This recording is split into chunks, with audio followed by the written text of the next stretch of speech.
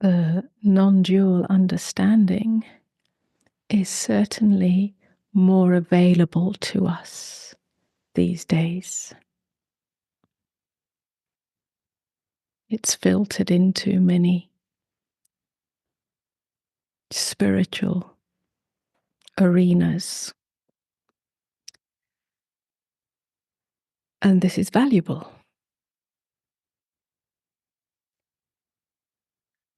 It's valuable in the spiritual terminology, in the invitation to the true recognition of that non-dual awareness.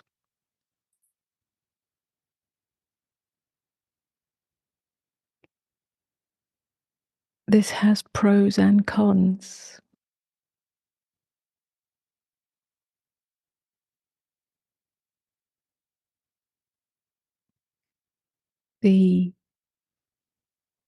If non-duality remains as something that we stand on, that we use as some kind of position,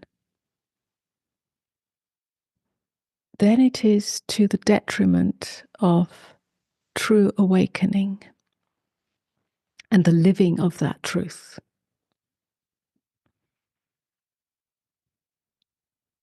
If the non-dual understanding is something that we stand in other words, fully inhabit, it inhabits us and we inhabit it, although there is no it. It's more of a field, a vibrational field. Then it is of value. The non-dual understanding, in terms of its exploration, its terminology, its pointers, is valuable because the mind is a gateway to listening to truth, hearing truth, and allowing truth to penetrate deeper layers of the self. But the mind is also acquisitive. So it can easily take possession of non-dual concepts, especially those that somehow match some aspect of the self, the personality self, the personhood.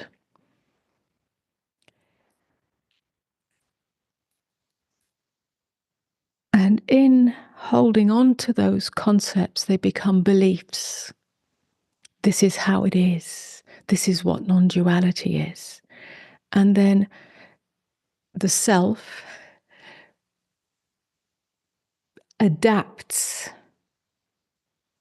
its way of being or its persona or aspects of its life to fit in with that belief.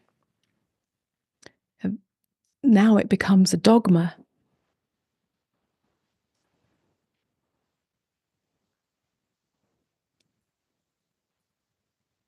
And it becomes another prison for the self, a non-dual prison,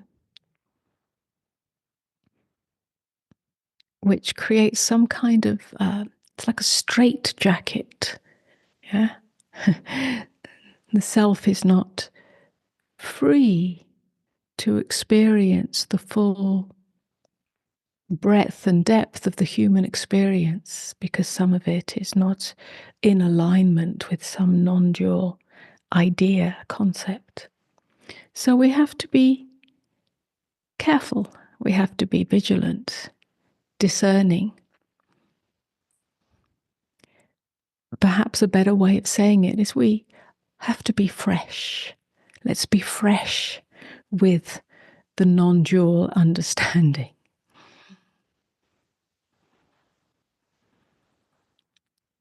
In other words, to be fresh is to really not have any fixed idea of what it is, of what it means, of how it looks.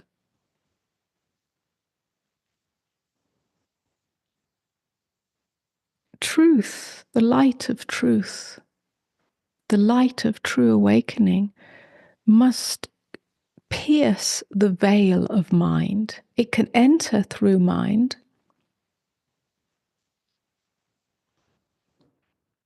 but it must go deeper. It must pierce the veil of the acquisitive mind. It must go deeper. What does that mean?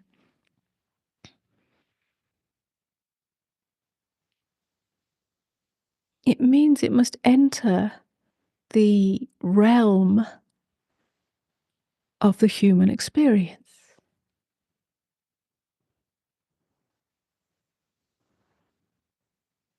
And the human experience inevitably involves the heart, in the sense of those places in ourselves, those structures in ourselves that we have erected that create a false sense of protection, a kind of fortress against being hurt, against being vulnerable. And all those kind of dynamics that play themselves out in relationship, all kinds of relationships, intimate relationships, and the relationship to the world, the relationship to everything. It's in what we call the heart that these strategies of defense take place.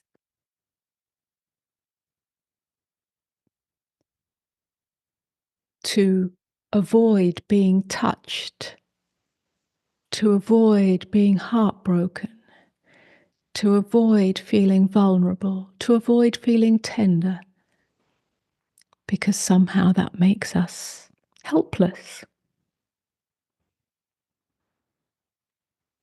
So very often one sees there can be profound non-dual understanding, but the heart is still armored.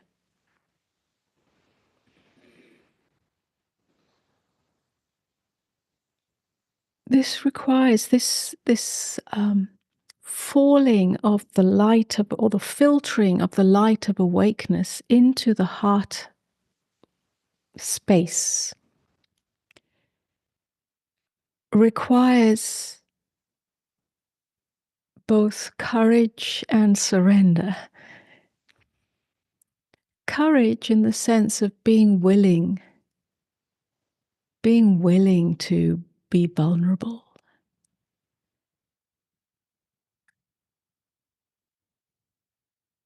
Being willing to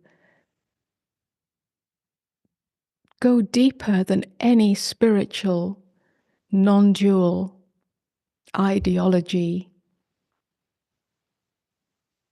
and any non-dual persona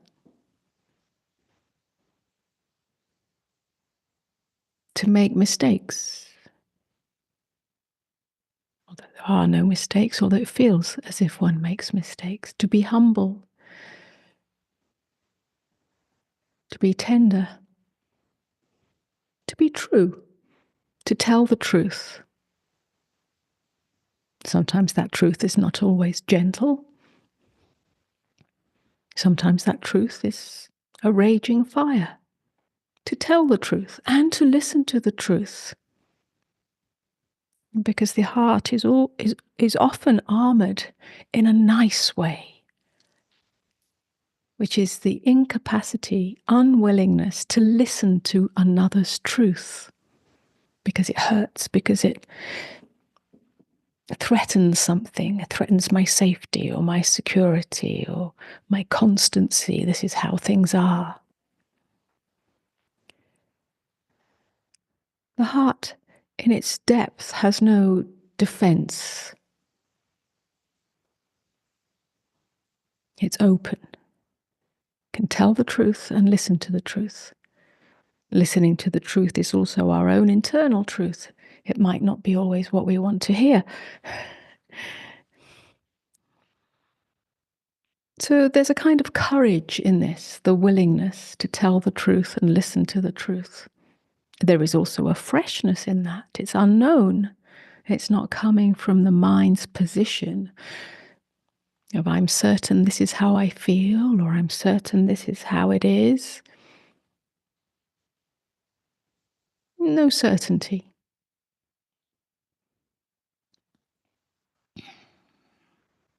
This filtering of the light of awakeness into the human experience, into the heart realm, into relationship, all relationships, is also a surrender. It's a surrender of the mind's pedestal. It's a surrender of the mind's acquisition of knowledge, of understanding. There's a great not knowing in this. There's a great freshness in this.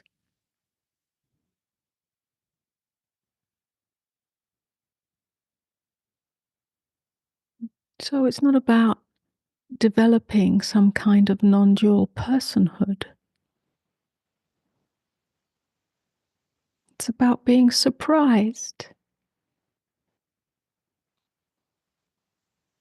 by how awakened consciousness is revealed through you as you,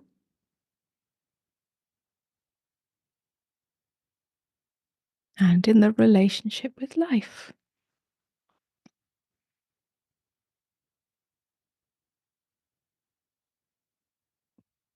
In a nutshell, this is the embodiment,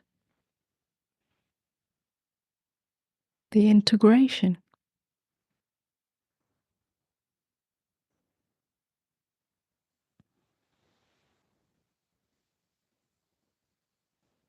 And then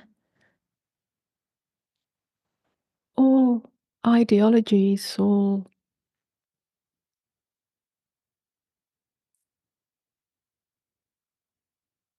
truisms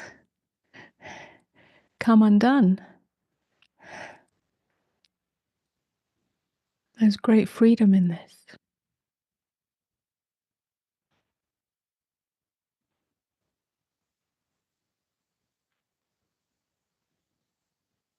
There's a great freedom, and there's also, it's at this point when it's filtered all the way in that in some ways it doesn't matter. It doesn't matter what doesn't matter. It doesn't matter whether